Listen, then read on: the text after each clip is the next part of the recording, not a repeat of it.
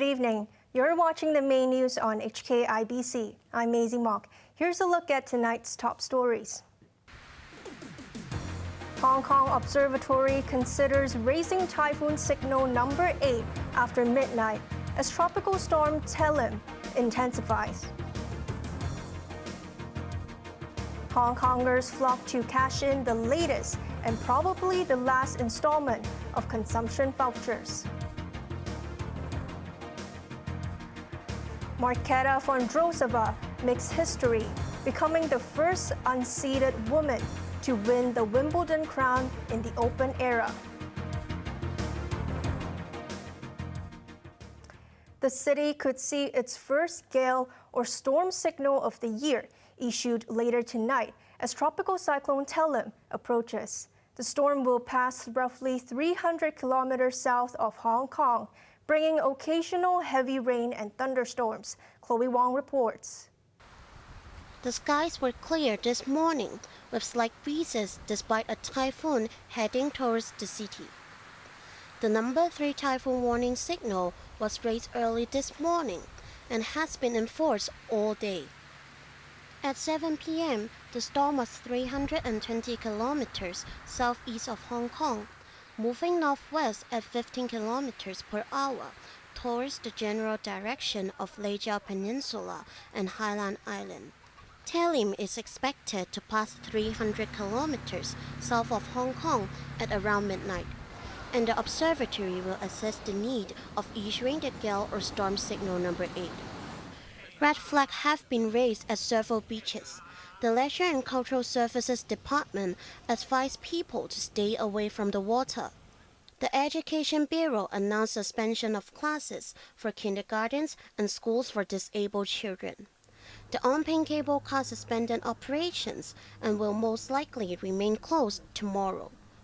The Tourism Board has cancelled all events related to the Harbour Chill Carnival. All live concerts, the Symphony of Light shows, and the fireworks display are called off. Ticket holders for the events will get a refund. Over in Lei Yun Moon, workers built temporary elevated pathways to maintain thoroughfare in the case of waterlogging. Shops were closed and storefronts were piled with sandbags as a precaution against flooding. The observatory's senior scientific officer, Olivia Lee, said the local winds will intensify gradually overnight. Talim will be closest to Hong Kong tomorrow morning, skirting within about 300 kilometers to the south of Hong Kong. It will be mainly cloudy tomorrow with occasional squally showers and thunderstorms. Showers will be heavy at times tomorrow. Lee warned that there might be flooding in low-lying coastal areas, urging people to take precautions. Air traffic is likely to get disrupted due to the adverse weather. Chloe Wong, HKIBC. Hongkongers were keen to spend the latest round of consumption vouchers. Many, including Financial Secretary Paul Chan, plan to use it for food. But some people were disappointed as they could not collect their voucher. The second installment of consumption vouchers was available for collection today. Roughly 6.5 million eligible residents can get $2,000, which is the last such handout from the government. Many collected the sum this morning, topping up their octopus cards in the Sham Shui Po MTR station. For others, the vouchers were automatically dispersed to their e-wallets. However, not everyone was able to collect handout. Dozens of people, mostly senior citizens, who lined up at the octopus kiosk could not figure out what could have gone wrong. So chaotic, said this man at the end of the queue. Staff clarified that they hadn't spent the $3,000, which was handed out in the previous installment in mid-April. They have to exhaust the previous balance to cash in the latest handout. Many left the station disappointed. Those who were successful were delighted. This family will spend it on dining and have decided to order more food than usual. Financial Secretary Paul Chan spent his e-voucher on food as well. Chan wrote in his blog that 220,000 new applicants have received e-vouchers today, and around 136,000 residents have chosen a different digital platform to store their vouchers. Thanks to the government scheme, Chan said, digital payments have become more common.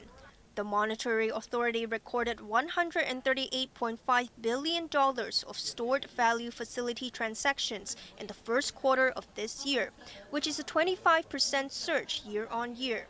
On average, people spend $77 per transaction. Chen reminded Octopus Card users to spend their first installment before the end of October to collect the second. The chairman of the Hong Kong Christian Council and president of the Methodist Church, Reverend Yoon has died at the age of 71. He suffered a stroke yesterday morning and was taken to Eastern Hospital, where he later died in the company of his family members. Yoon, who was battling cancer over the past year, was an outspoken critic of the extradition bill proposed by the government in 2019. The bill was eventually scrapped, but Yoon remained vocal about many social and political issues faced by the city. He joined the Methodist Church more than 40 years ago and served as president for 4 years before retiring in 2016. A driver abandoned his car and fled after crashing into a curb in Yau Ma Tei. The incident occurred around midnight at the Austin Road West roundabout. The impact shattered the windshield of the vehicle and the front part of the severely damaged. Police are investigating the crash and are on the lookout for the driver. Domestic workers' unions have urged the Labor Department to crack down on malpractice by employment agencies and employers.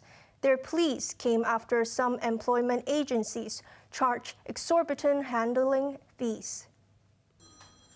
The Federation of Asian Domestic Workers Unions called on the government to provide stronger protection for helpers by stepping up oversights from the Labor Department. The unions received 57 complaints in the last 18 months, where employment agencies overcharged processing and recruitment fees for domestic helpers to land a job in the city. Most helpers were charged an average of over $19,000, which is 56% more than 2 years ago. However, they alleged that filing complaints with the Employment Agency's administration was of no use, as a case filed in 2017 is yet to be resolved. The Federation also urged the government to prosecute employers who put domestic helpers' lives at risk by violating safety rules stated in their contracts. Recently, my friend's sister died after falling down cleaning the window. There are many employers still asking their workers to clean the window. We thank the government for putting in our contract, but we are more thankful if they are putting this into law in order for the employer to be prosecuted once they had violated this window cleaning. So what we always wanted is not just to put in the contract. We want it to be legislated in order for us to be more protected. The Federation also urged leniency from the Immigration Department in issuing visas when helpers change jobs after their contract expires or is terminated. In most cases, the contracts were terminated due to mistreatment by employers. Helpers fear this visa rejection and tolerate ill treatment as they have to send money back home, and in many cases, they have borrowed money to pay for the recruitment fees to the employment agency. The horse racing season concluded at the Shatin Racecourse today. Rain and strong winds didn't stop punters from trying out their luck one last time as they flocked to the racecourse. The first of the 11 races scheduled got underway late afternoon at 4 p.m. The season finale also features an evening celebration party performances, and gaming booths. The new season commences on September the 10th. South Korea has pledged to provide more aid to Ukraine in its fight against Russia. This comes after President Yoon Suk-yeol made a surprise visit to Kyiv. Azam Khan reports. South Korean President Yoon Suk-yeol made a surprise visit to Ukraine in a show of support for the war-torn country. He made the detour after attending the NATO summit in Lithuania and visiting Poland earlier this week. It's his first visit to the country since the Russian invasion of Ukraine. In his meeting with President Vladimir Zelensky, Yoon promised to increase the quantity of non-lethal supplies and aid to Ukraine, worth $150 million. The supplies include demining equipment, ambulances, and bulletproof vests. South Korea is a key U.S. ally in Asia and has put sanctions on Russia previously. But Seoul has a long-standing policy of not supplying weapons to countries actively engaged in conflict. Despite pressure from Western allies and NATO, Yoon's administration has resisted sending arms in favor of aid. South Korea is also wary of Russia's influence over North Korea. That said, since Moscow's invasion more than 18 months ago, Seoul has sent billions of dollars worth of arms, including tanks and jets, to NATO member Poland. Azam Khan, HKIBC. 7 bodies were pulled from vehicles trapped in a flooded tunnel in South Korea as heavy rains and flash floods continue to devastate the country.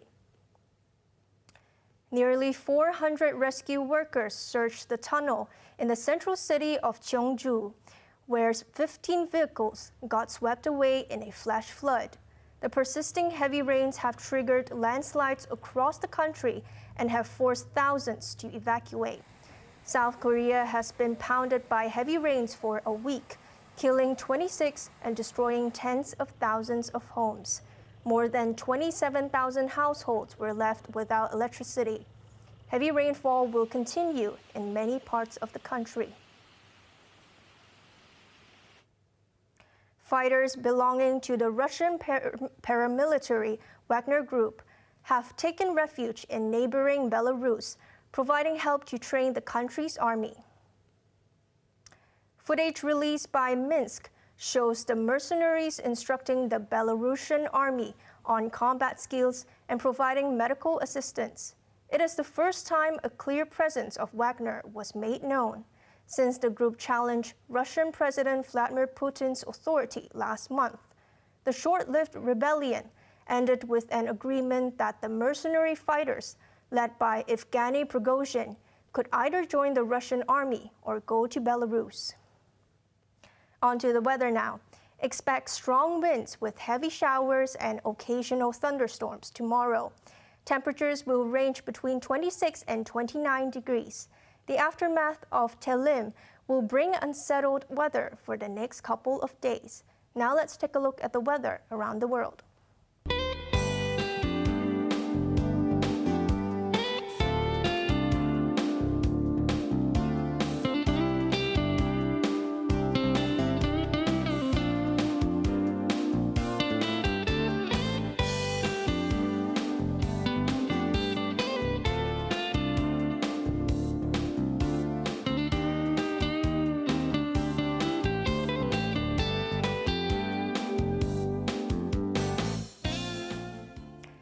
That's our main news for Sunday night.